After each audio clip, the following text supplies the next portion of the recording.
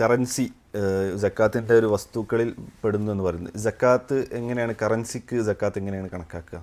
കറൻസിക്ക് സക്കാത്ത്, currency അഥവാ cash, ഇതിന് സക്കാത്ത് നമ്മൾ കണക്കൂട്ടണം എങ്ങനെയാണെന്ന് വെച്ചാൽ വെള്ളിയുടെ അളവ് പോലെ വെച്ചിട്ടാണ്. വെള്ളിയാണ് നമ്മൾ നിസാബായിട്ട് എടുക്കുന്നത്. നമ്മൾ നേരത്തെ പറഞ്ഞ പോലെ നിസാബ് അഥവാ ഒരു മിനിമം ബാലൻസ് എന്ന് പറഞ്ഞാൽ 595 ഗ്രാം സിൽവർ വെള്ളിയുടെ കണക്കാണ് നമ്മൾ എടുക്കുന്നത്. ഇന്നത്തെ വാല്യൂ ആണ് നമ്മൾ എടുക്കുന്നത്.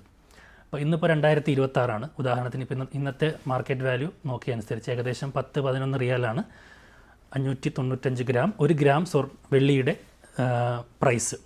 അത് പ്രൈസ് എടുക്കണമെങ്കിൽ നിങ്ങൾക്ക് ഇപ്പോഴത്തെ വളരെ എളുപ്പം ഗൂഗിൾ നോക്കാം, അല്ലെങ്കിൽ സ്വർണ്ണക്കടയിൽ വിളിച്ചു ചോദിക്കാം, അല്ലെങ്കിൽ ChatGPT എടുത്ത് AI എടുത്ത് ചോദിക്കാം. 595 ഗ്രാം സ്ക്രാപ്പ് സിൽവർ എത്രയാണ് അതിൻ്റെ സെല്ലിംഗ് റേറ്റ് എന്ന് വെച്ചാൽ വിൽക്കുമ്പോൾ ഉള്ള ക്യാഷാണ് നമ്മൾ നോക്കുന്നത്, മേടിക്കുമ്പോഴല്ല. അപ്പോൾ ആ റേറ്റ് നോക്കിയാൽ നമുക്ക് അന്ന് റേറ്റ് കിട്ടും. ഏകദേശം ഇന്നത്തെ കണക്കനുസരിച്ച് 595 ഗ്രാം വെള്ളിക്ക് ഏകദേശം 6000 സൗദി റിയാലോളം വരും, ഏകദേശം 1.5 ലക്ഷം ഇന്ത്യൻ രൂപ.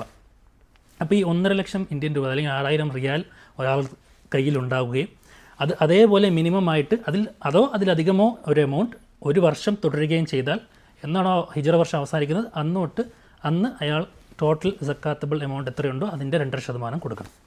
ഇങ്ങനെയാണ് കറൻസിയുടെ സക്കാത്ത് കൊടുക്കേണ്ടത്.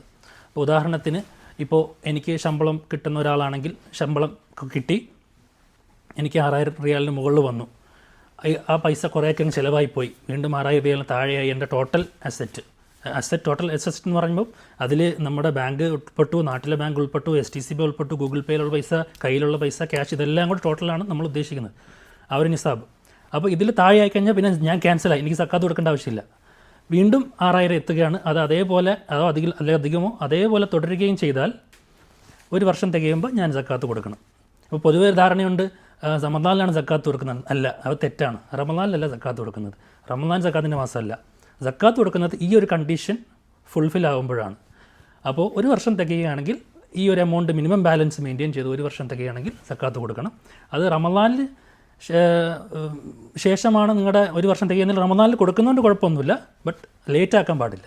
ഇത് മാത്രമാണ് കറൻസിയുടെ സക്കാത്ത്. ഇങ്ങനെയാണ് കണക്കൂട്ടുന്നത്.